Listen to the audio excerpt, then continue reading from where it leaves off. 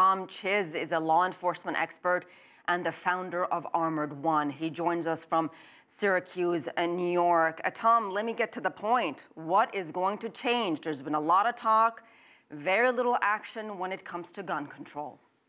That is the hard question that people are asking, because our politicians will tell us that they're going to do everything that they can, but are they really going to do everything they can? I have a stance where I don't believe this 19-year-old should have had a gun at 19.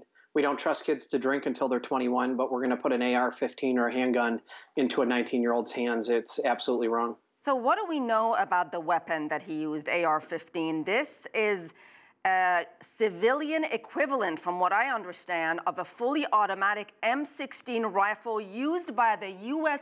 military. Should any civilian have access to this kind of weapon? For what purpose?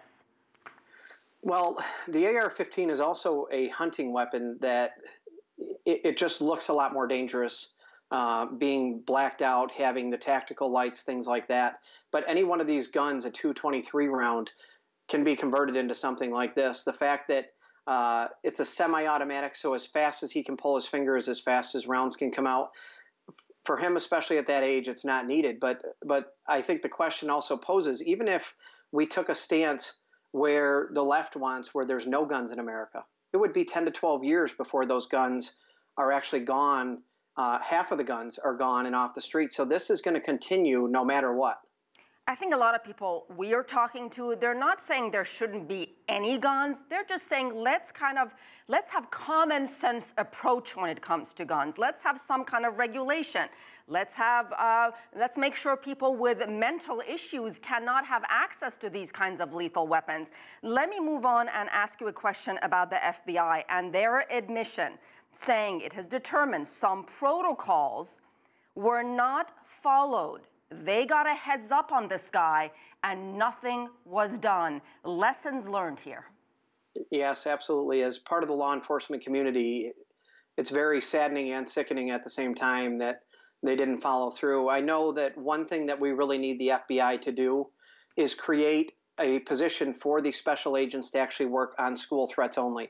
They have no men and women working full-time just on the actual threats that are made to schools. So they're doing multiple jobs and then coming over to a school threat to look at it, where it's very clear, very evident today that they need people, they need special agents working just on school threats so that they can follow up with phone calls like this and also hits from YouTube where he's saying that he wants to be the best school shooter, and they can actually work it to the end. And they definitely failed.